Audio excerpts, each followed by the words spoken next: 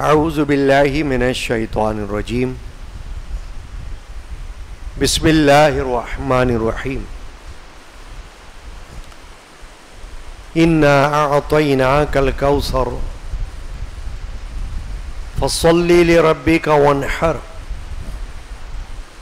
ان شأنک هو الابتر صدق اللہ مولانا العظیم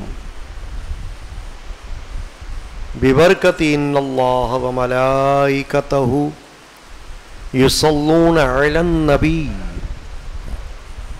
یا ایھا الذین آمنوا صلوا علیہ وسلموا تسلیما اللہم صل علی سیدنا محمد وعلی آلہ وصحبہ اجمعین۔ حاضرین کرام، اسلامی مہینے کا یہ پہلا اتوار ہے اور پہلے اتوار کو بعد نماز ظہر درس قرآن و حدیث و فقہی مسائل کا بیان ہوتا ہے۔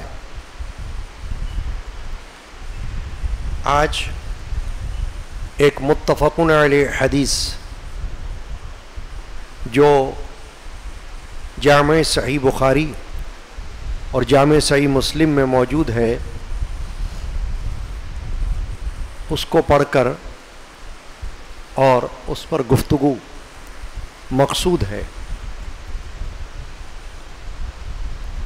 اور ہمارا آج کی نشست کا موضوع ہے تبرکات کا توسل شرعی ہے۔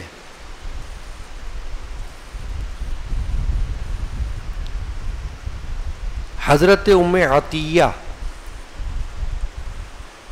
یہ انصاری صحابیہ ہیں، ان سے یہ حدیث پاک مروی ہے۔ ان صحابیہ کو ایک بڑا شرف حاصل ہوا، جیسے صحابہ کرام کو یہ شرف ملا کہ وہ رسول اللہ صلی اللہ علیہ وسلم کی قیادت میں مختلف غزوات میں جہاد میں شریک رہے۔ ایسے ہی بعض صحابیات کو بھی ایسا شرف ملا ہے کہ وہ خدمات انجام دینے کے لیے، مجاہدین اسلام کی خدمت کرنے کے لیے میدان جہاد میں موجود رہیں۔ ام عطیہ جن کا نام نصیبہ ہے بنت کعب رضی اللہ تعالی عنہا، ان کو یہ شرف ملا ہے کہ یہ نبی کریم رؤوف الرحیم علیہ تحیت و تسلیم کے ساتھ ایک نہیں کئی غزووں میں شریک رہیں، اور جو مجاہدین اسلام جہاد میں زخمی ہو جایا کرتے تھے ان کی دیکھ بھال اور مرہم پٹی کی خدمات انجام دیا کرتی تھی۔ یہ بڑی خدمت ہے، مجاہدین اسلام کی خدمت، ان کی تیمارداری، بڑا اجر و ثواب ہے۔ تو یہ صحابیہ اس حوالے سے بڑی باسعادت خاتون ہوئیں کہ ان کو جہادوں میں، غزوات میں موقع ملا کہ رسول اکرم صلی اللہ علیہ وسلم کے ساتھ غزوے میں شریک رہیں۔ یہ کتنی بڑی نعمت ہے، سوچو تو صحیح۔ اللہ کے رسول صلی اللہ علیہ وسلم جس جہاد کی قیادت فرما رہے ہوں، اس میں کسی کا شامل ہو جانا تو بہت بڑی نعمت ہے، اور پھر خدمت کرنا۔ تو یہ صحابیہ جو ہیں ان کو خدمت کا شرف ملا۔ ان سے یہ حدیث پاک ہے، اور یہ ایسی حدیث ہے جو سیاہ ستہ کی دو بڑی کتابوں میں موجود ہے۔ سیاہ ستہ یعنی حدیث کی 6 صحیح کتابیں اہل سنت کے ہاں بھی مانی جاتی ہیں، ان میں سے دونوں بڑی کتابیں، افضل کتابیں، صحیح بخاری شریف اور صحیح مسلم شریف دونوں میں حضرت ام عطیہ سے روایت کردہ یہ حدیث موجود ہے. قالت، آپ نے فرمایا، دخل علینا رسول اللہ صلی اللہ علیہ وسلم، ہم پر رسول اللہ صلی اللہ علیہ وسلم تشریف لائے، یعنی ہم موجود تھے، اللہ کے رسول وہاں تشریف لے آئے. دخل علینا رسول اللہ صلی اللہ علیہ وسلم ونحن نغسل ابنتہ، جبکہ ہم آپ کی شہزادی صاحبزادی صاحبہ کو غسل دے رہے تھے، یعنی ان کا انتقال ہوا تھا. حضور کی بڑی صاحبزادی، 4 صاحبزادیاں ہیں سرکار دو عالم صلی اللہ علیہ وسلم کی. حضرت زینب رضی اللہ تعالی عنہا، حضرت رقیہ رضی اللہ تعالی عنہا، حضرت ام کلثوم رضی اللہ تعالی عنہا، اور حضرت سیدہ فاطمہ الزہرا رضی اللہ تعالی عنہا. سب سے چھوٹی صاحبزادی تو حضرت خاتون جنت ہیں، بی بی فاطمہ رضی اللہ عنہا، اور سب سے بڑی ہیں حضرت زینب رضی اللہ تعالی عنہا. یہ ابو العاص ابن ربیع کی زوجہ محترمہ تھیں. 8 ہجری میں ان کا انتقال ہوا، اور اس انتقال کے وقت کی یہ حدیث پاک ہے، یعنی یہ واقعہ جو ہے ان کے انتقال کا ہے. بڑا عظیم واقعہ ہے یہ، جس میں وہ باتیں ہمیں معلوم ہو رہی ہیں جو ہمارے عقائد سے تعلق رکھتی ہیں. شرعی طور پر ہمارے لیے بڑی اہمیت ہے اس واقعہ کی. کیا فرما رہی ہیں؟ داخلہ علینا رسول اللہ صلی اللہ علیہ وسلم، ہم پر اللہ کے رسول تشریف لائے. وَنَحْنُ نَغْسِلُ ابْنَتَهُ،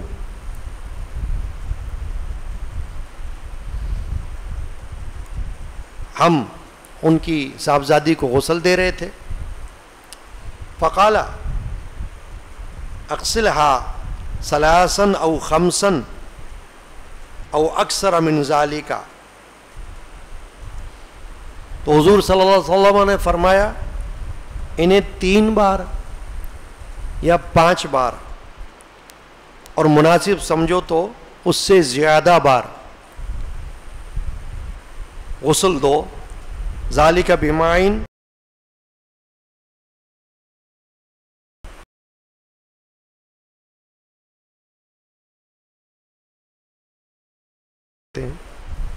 جیسے آپ نے نام سنا ہوگا سدرۃ المنتہا. جب سفر معراج میں اللہ کے رسول صلی اللہ علیہ وسلم آسمانوں پر تشریف لے گئے اللہ کے حکم اور اللہ کی اجازت سے، اللہ کی دعوت پر، تو آپ نے اس سدرہ کو دیکھا، بیری کے درخت کو، جس کی جڑ 6 آسمان میں تھی اور شاخیں 7ویں آسمان تک جا رہی تھی.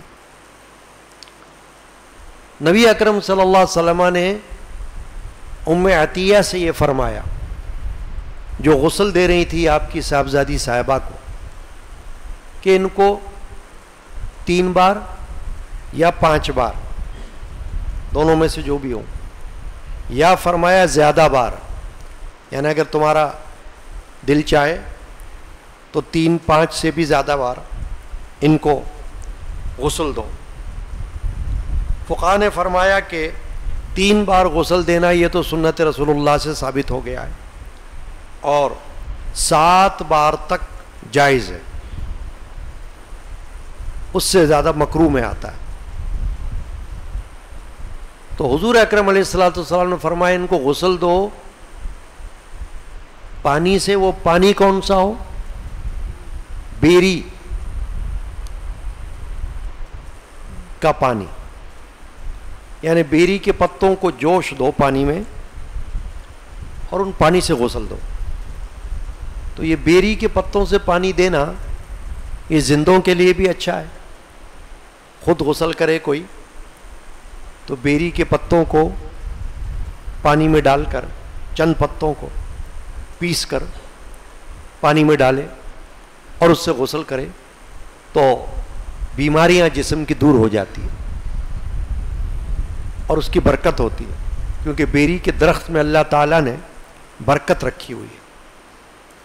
اور مردے کو بھی بیری کے پانی سے غسل دینا یہ حدیث پاک سے ثابت ہو رہا ہے کہ رسول اللہ صلی اللہ علیہ وسلم نے خود اپنی صاحبزادی کے لیے فرمایا کہ ان کو 3 بار 5 بار یا زیادہ بار بیری کے پانی سے غسل دو.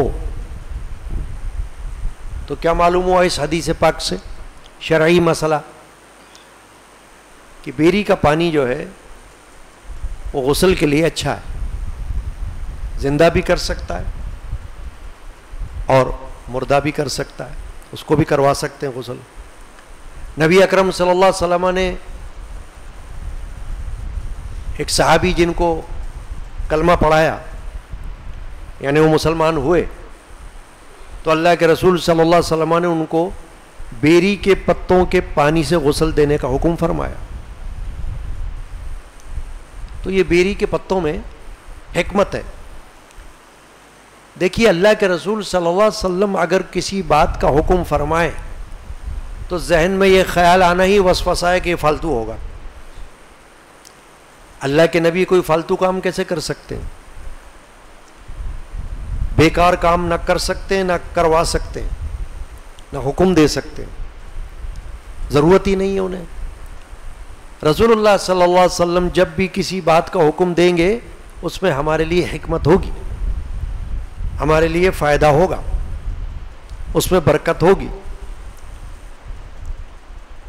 کوئی اگر یہ سوچے کہ اس کا کیا فائدہ تو سمجھنا وسوسہ ہے. اگر حدیث پاک میں فرما دیا تو اور ثابت ہو گیا، جیسے آپ نے دیکھا کہ 2 محدثین نے اس کو اپنی حدیث کی کتابوں میں ذکر کیا، یعنی کہ امام بخاری نے، امام مسلم نے، صحیح بخاری شریف میں، صحیح مسلم شریف میں. تو یہ 2 کتابیں تو اہل سنت میں بڑی معروف ہیں. ان دونوں کتابوں میں یہ حدیث موجود ہے. تو ایک پہلی بات کیا معلوم ہو رہی ہے کہ رسول اکرم علیہ الصلوۃ والسلام نے کیا حکم دیا کہ میری اس بیٹی کو فوت ہو گئی ہیں جو، ان کو غسل دو 3 بار 5 بار یا زیادہ بار، اور اس پانی میں غسل دو جس میں بیری کے پتے شامل ہوں. آگے کیا فرماتے؟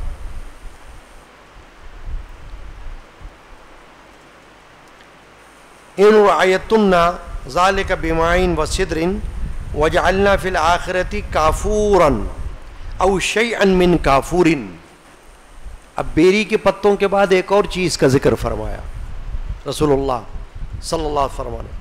فرمایا آخر میں کافور یا اس میں سے کچھ تھوڑا سا ہی وہ بھی ڈال دو پانی میں. تو کافور ہوتا ہے خوشبو کے لیے ڈالا جاتا ہے. کافور کی خوشبو اکثر کفن میں، غسل میں میت کو لگائی جاتی ہے، اور اس کا ثبوت یہاں سے مل رہا ہے حدیث پاک سے.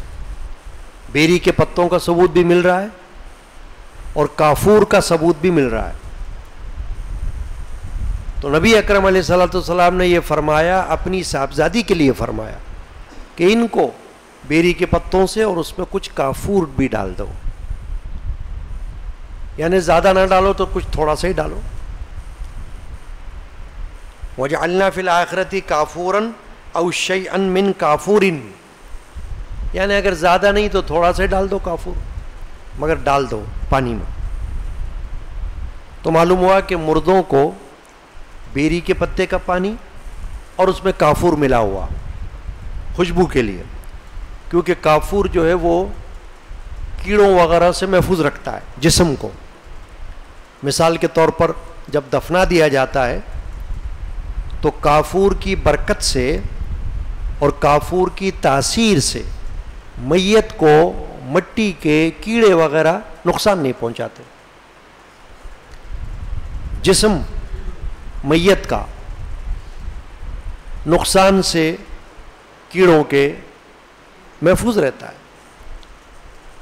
چنانچہ کافور بھی اس میں خوشبو کے طور پر ڈالنے کا اللہ کے رسول نے حکم دے دیا.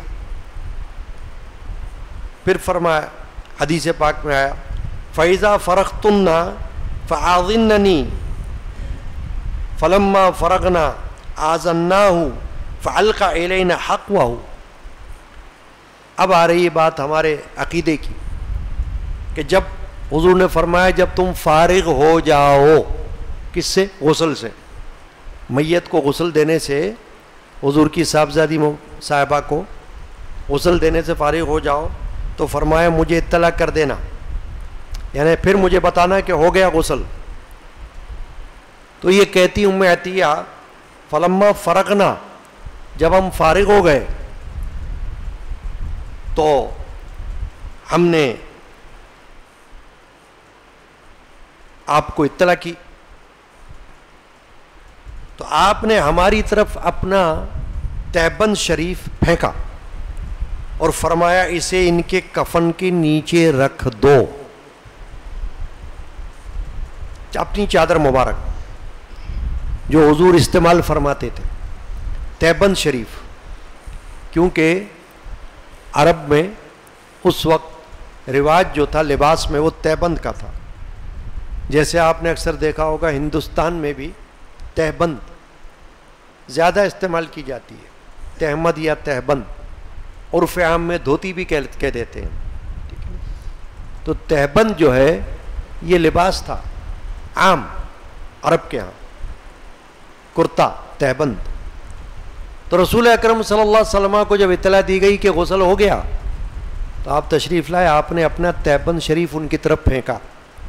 ام عطیہ فرما رہی، اور یہ فرمایا کہ اس تہبند کو ان کے کفن کے نیچے رکھ دو. یعنی کفن تو الگ ہے، کفن تو ہے ہی، وہ تو ہر میت میں ہوتا ہے. اور کفن کے لیے حدیث پاک میں آیا ہے کہ نہ بہت گھٹیا ہو نہ بہت بڑھیا، درمیانہ ہو. اور مردوں کے لیے سوتی کفن اور سفید رنگ ہو تو بہتر ہے. ریشمی کفن مردوں میں نہیں چلے گا، کیونکہ مردوں کو ویسے بھی ریشم جو خالص ریشم ہو وہ زندگی میں بھی منع ہے لباس کے طور پر، خالص ریشم. تو مرنے کے بعد بھی کفن میں مردوں کے لیے ریشم کا کفن نہیں، سوتی کفن، مگر اچھا والا ہو، ایک دم گھٹیا نہ ہو، ردی قسم کا نہ ہو کپڑا، اچھا ہو وہ دیا جائے. اب رسول اکرم صلی اللہ علیہ وسلم نے فرمایا یہ تہبند ہے نا میرا، اس کو ان کے کفن کے نیچے رکھ دینا. کفن اوپر ہو جائے گا اور یہ جو میرا تہبند شریف ہے یہ اس کے نیچے ہو جائے گا، اور یہ بھی گویا ان کے جسم کے ساتھ مل جائے گا، متصل ہو جائے گا. یہاں سے یہ جو حدیث پاک ہے جو میں نے کہا کہ شرعی مسئلہ تبرکات کے حوالے سے پتہ چل رہا ہے، وہ یہ ہے کہ تبرکات کی اہمیت، برکت احادیث سے ثابت ہے، بلکہ قرآن سے ثابت ہے. اب دیکھیے آپ کو اسی کی مثل سورۃ الیوسف، سورہ یوسف میں ملتی ہے کہ حضرت یوسف علیہ السلام جن کو بچپن میں ان کے سوتیلے بھائیوں نے اٹھا لیا تھا، اپنے والد یعقوب علیہ السلام سے جدا کر دیا تھا اور ان کو کنویں میں ڈال دیا تھا. پھر ان کو عزیز مصر نے اٹھا لیا تھا اور وہ پلے بڑے اور بادشاہ ہو گئے، اور بعد میں ان کے بھائی اللہ کی حکمت سے ان کے دربار میں پہنچ گئے. تو جب یوسف علیہ السلام کو یہ پتہ چلا کہ یہ تو میرے وہی بھائی ہیں جنہوں نے مجھ کو بچپن میں اغوا کر لیا تھا اور میرے والد سے جدا کر دیا تھا، تو یوسف علیہ السلام نے پوچھا جب والد کے بارے میں، تو پتہ چلا کہ والد جو ہے ان کے یعقوب علیہ السلام، وہ تو ان کی جدائی میں روتے رہے ہیں. روتے روتے ان کی آنکھوں کی بینائی بھی ختم ہو چکی ہے، اب آنکھوں سے ان کو نظر بھی نہیں آتا ہے. اتنا غم ہوا ان کو اپنے اس پیارے بچے کا. تو حضرت یوسف علیہ السلام نے، قرآن میں آتا ہے کیا کیا، فرمایا اذهبوا بقمیصی ھذا فالقوہ ابی یاتی بصیرا. انہوں نے کہا کہ یوسف علیہ السلام نے اپنے بھائیوں سے کہ یہ میرا قمیض لے جاؤ، کرتا لے جاؤ میرا، اور میرے باپ چونکہ وہ یہاں تو ہے نہیں، وہ تو وہاں ہے دوسری جگہ جہاں سے تم آئے ہو، یہ میرا کرتا لے جاؤ اور جا کے ان کی آنکھوں پر ڈال دینا تو وہ دیکھنے لگیں گے. قرآن بتا رہا ہے یہ بات، یہ قرآن کی الفاظ ہے نا جو میں نے پڑھے، یہ واقعہ قرآن کا ہے کہ یوسف علیہ السلام نے، بیٹے نے اپنے باپ کے لیے اپنا کرتا بھیجا. تو ایسے بھی بات ہو سکتی ہے کہ کبھی کبھی کوئی چھوٹا، اس کو اللہ تعالیٰ کوئی ایسی نعمت بخش دے جو بڑے کے بھی کام آ جائے. وہ کرتا جو تھا اس کے بارے میں علماء مفسرین نے یہ فرمایا ہے کہ وہ خاندان میں چلا آ رہا تھا نسل در نسل، اور حضرت یعقوب علیہ السلام نے اس کرتے کو تعویذ بنا کر یوسف علیہ السلام کے گلے میں ڈال دیا تھا. تو یہ وہی کرتا تھا جو حضرت یوسف علیہ السلام نے اپنے بھائیوں کو دیا کہ جاؤ میرے باپ کے آنکھوں پر یہ ڈال دو، ان کی آنکھیں روشن ہو جائیں گی، بینا ہو جائیں گی، وہ دیکھنے لگیں گے. اب یوسف علیہ السلام نے کوئی دوا نہیں دی، آپ دیکھیں نا، یوسف علیہ السلام نے کوئی نسخہ نہیں بتایا کہ ایسا کرو، یہ چیز ان کو کھلاؤ آنکھیں روشن ہو جائیں گی، یہ چیز پلاؤ آنکھیں روشن ہو جائیں گی، یہ دوا ڈال دو آنکھ میں آنکھ روشن ہو جائیں گی. انہوں نے کیا کیا ہے، کرتا دیا، اپنا کرتا مبارک، کہ جاؤ یہ ان کی آنکھوں پہ ڈالو، میرے والد کی ان کی آنکھیں روشن ہو جائیں گی. تو یہ بھی تبرک تھا، اس کو بھی تبرک کہتے ہیں. اور اسی طرح نبی اکرم علیہ الصلوۃ والسلام نے یہاں پر اپنا تیبند شریف دیا اپنی صاحبزادی صحابہ کے لیے کہ یہ لو، غسل دینے کے بعد اب اس تیبند کو ان کے کفن کے نیچے رکھ دو. تو مطلب یہ تھا حضور کا کہ میرے اس تیبند کی وجہ سے ان کو ہمیشہ برکت ملتی رہے گی، قبر میں بھی اللہ تعالیٰ ان کو برکتیں عطا فرمائے گا. تو یہ جو ہمارا اہل سنت و جماعت کا عقیدہ ہے تبرکات کا، یہ قرآن سے بھی معلوم ہوتا ہے اور حدیث سے بھی معلوم ہوتا ہے. اور یہ ایک حدیث نہیں، اور بھی کئی احادیث ہیں جن میں تبرکات کا پتہ چلتا ہے، برکت حاصل کرنے کا. کہیں حضور کے پانی مبارک سے برکت حاصل کرنا، کہیں حضور اکرم علیہ الصلوۃ والسلام کے لعاب دہن کی برکت کہ آپ نے اپنے لعاب دہن سے کسی کو شفا عطا کر دی. دیکھیں نا آپ، حضرت سیدنا صدیق اکبر رضی اللہ تعالی عنہ جب غار ثور میں تھے رسول اکرم صلی اللہ علیہ وسلم کے ساتھ، تو آپ کو ایڑی پر سانپ نے ڈسا تھا غار کے اندر. تو اللہ کے رسول نے کیا کیا تھا، اپنا لعاب لے کر صدیق اکبر رضی اللہ عنہ کی ایڑی میں لگا دیا تھا، ان کو شفا ہو گئی تھی. اسی طرح تبرکات میں منہ مبارک ہوتا ہے جس کو ہم کہتے ہیں بال مبارک. تو بال مبارک کے بھی واقعات احادیث میں موجود ہیں.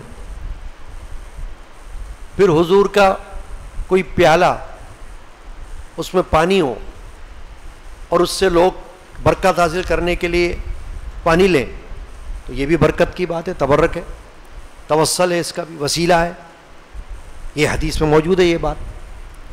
اور بال مبارک کا توسل، حضرت ام سلمہ جو حضور کی زوجہ محترمہ ہے، ام المومنین ہے، ان کے پاس نبی اکرم علیہ الصلوۃ والسلام کا بال مبارک تھا، وہ پیالے میں رکھا ہوا تھا۔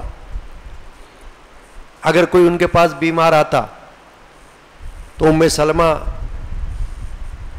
اس کو غسل دے کر بال مبارک کو اور اس کا پانی ان کو دے دیتی تھی کہ یہ پی لو، اس سے شفا ہو جائے گی۔ اس کا مطلب ہوا کہ یہ عقیدہ عہد رسالت سے چلا آ رہا ہے، نئی بات نہیں ہے۔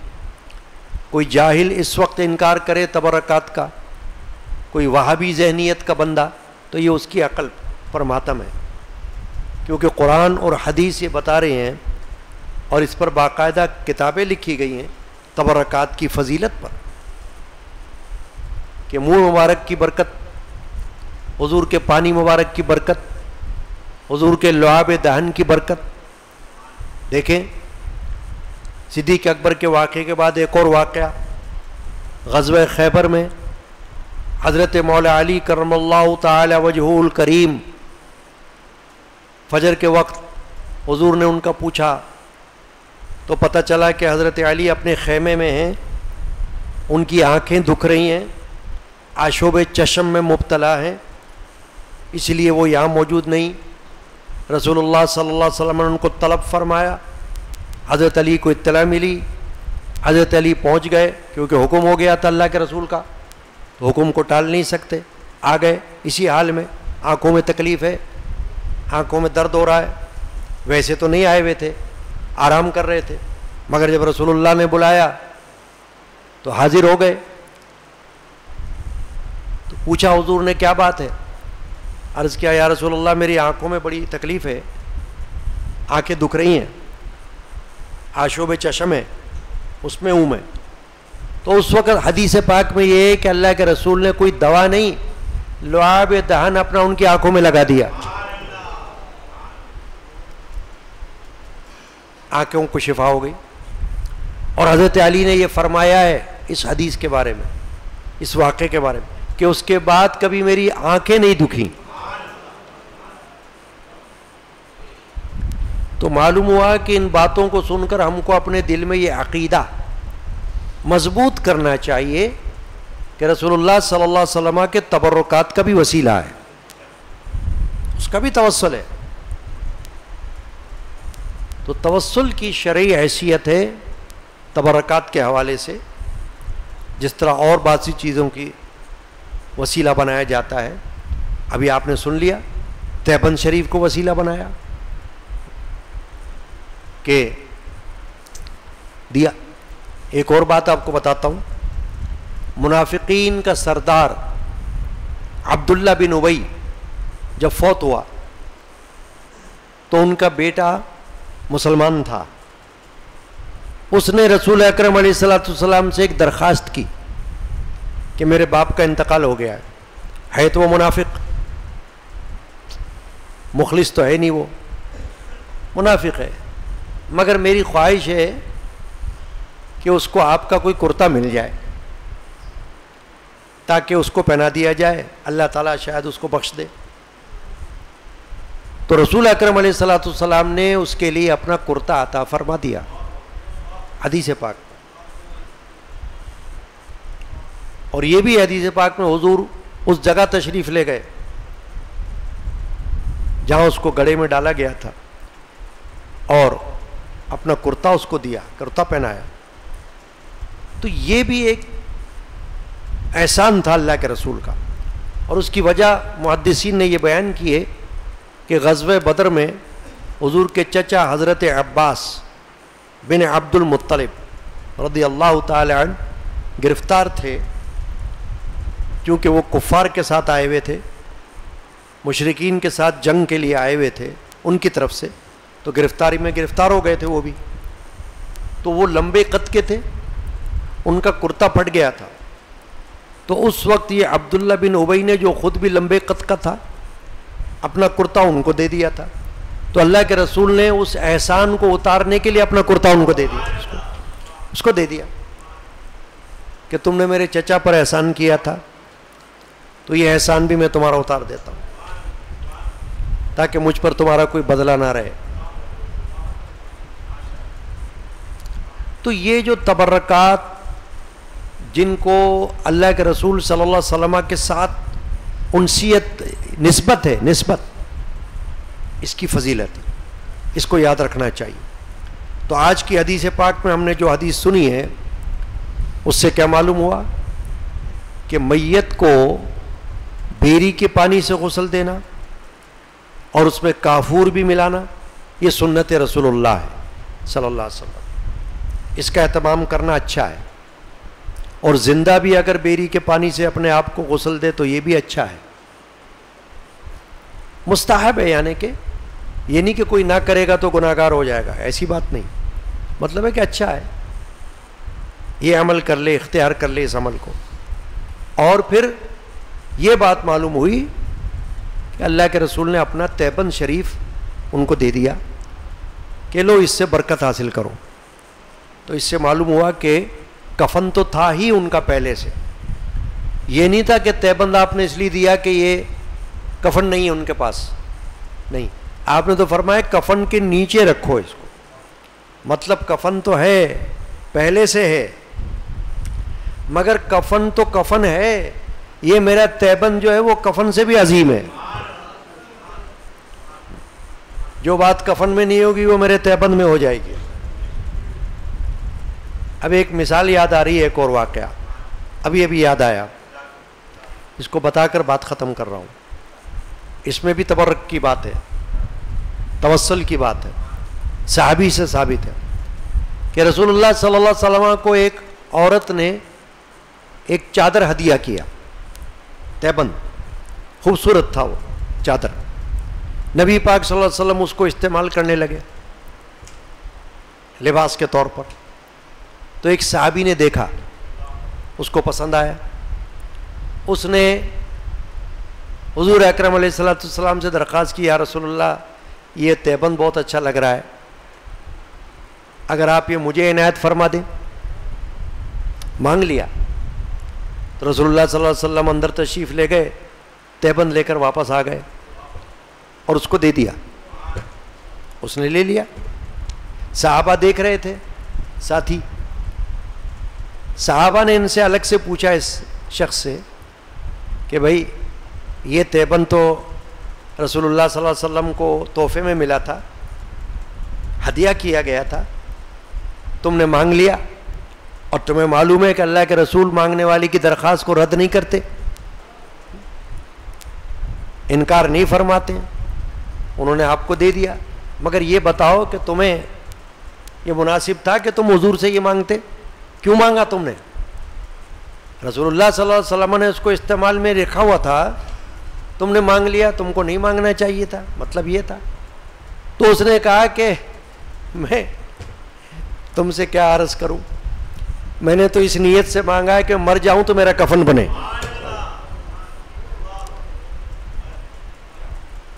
میں نے تو اس نیت سے مانگ لیا، یعنی میری نیت بری نہیں، میں نے تو یہ سوچا کہ یہ حضور کے جسم اقدس کے ساتھ مس ہو رہا ہے یہ کپڑا، اس کے اندر تو برکت آ گئی ہوگی، یہ کپڑا تو کوئی عام کپڑا نہیں ہے، اب حضور نے اس کو لے لیا ہے، اپنے جسم اقدس کے ساتھ اس کو متصل کر دیا ہے، اب اس کی بھی ایک شان ہے، اس کی بھی ایک عظمت ہو گئی ہے۔ تو وہ صحابی کہہ رہے ہیں کہ اے میرے دوستو، مجھ کو تم ملامت مت کرو اور مجھ کو ٹوکو مت، میں نے تو اس لیے لیا ہے کہ استعمال نہیں کروں گا، اس لیے لیا ہے کہ مروں تو میرا کفن بن جائے۔ اب یہ ثبوت ہو گیا کہ صحابہ رضی اللہ عنہ اجمعین نبی اکرم علیہ الصلوۃ والسلام کے لباس، کپڑے، پانی، بال مبارک، ان سب کو تبرک سمجھتے تھے، یہ عقیدہ تھا ان کا۔ تو اگر آج کوئی اس عقیدے کا انکار کرے کبھی کہ نہیں اس کا کوئی فائدہ نہیں ہوتا، تو سمجھنا کہ جاہل ہے، ابو جہل ہے۔ بس اللہ تعالی ہم کو سمجھنے کی اور عمل کی توفیق عطا کرے۔ الحمدللہ رب العالمین۔ والصلاة والسلام علیکہ یا رحمت العالمین۔ یا اللہ آج کے درس کی حاضری کو قبول فرما، اور ہمیشہ ہر مہینے اسلامی مہینے کے پہلے اتوار کو ظہر کی نماز کے فوراً بعد کچھ دیر کے لیے اللہ اور رسول کی یاد میں اور معلومات کے لیے ہم کو حاضری کی توفیق عطا کر، اور ہمارے ذریعے ہمارے دوست احباب کو بھی حاضری کی توفیق عطا کر، آمین۔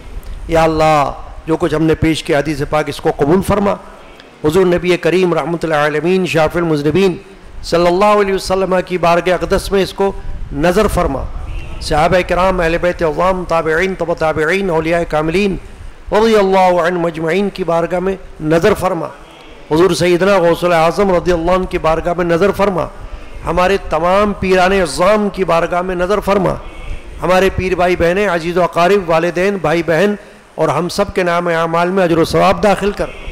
یا اللہ بے روزگاروں کو حلال رزق عطا کر۔ یا اللہ مجھ گناہگار سمیت تمام بیماروں کو شفا دے۔ اے اللہ جو جو گھروں میں بیمار ہیں، اسپتالوں میں بیمار ہیں، جنہوں نے عرض کیا ہے، اور جو موذی مرض میں گرفتار ہے، ان کو شفا عطا کر، ان کو صحت عطا کر، ان کو تندرستی عطا کر۔ یا اللہ جو بے اولاد ہے ان کو نیک اولاد عطا کر، تندرست اولاد نرینہ عطا کر۔ یا اللہ حدیث پاک کی برکت سے ہر بے اولاد کے ہاں تندرست اور نیک اولاد نرینہ عطا کر۔ یا اللہ بچے بچیوں کے گھروں کو آباد کر، ہر بچی بچی کو نیک رشتے عطا کر، صحیح العقیدہ رشتے عطا کر، ان کے گھر کو آباد کر، ان کی رکاوٹوں کو دور کر، آمین۔ یا اللہ عید قربانی، عید الاضحیٰ ماہ ذی الحجہ میں جو آنے والی ہے، اس میں ہمیں قربانی کی توفیق عطا کر۔ اور جیسا کہ میں نے اعلان کر دیا کہ ہر سال کی طرح جو اجتماعی قربانی اس قادری مسجد و خانقہ قادریہ علمیہ میں ہوتی ہے، اس میں آپ حضرات ہمیشہ کی طرح حصہ لیں، کوشش کریں، اور اپنے دوست احباب، اپنے عزیز و اقارب ان کو بھی اس کی اطلاع فرما دیں، تاکہ یہ بھی ایک غار خیر ہے جس میں لوگوں کو اطلاع ملے گی آپ کے ذریعے۔ اللہ تعالی ہم کو توفیق عطا فرمائے۔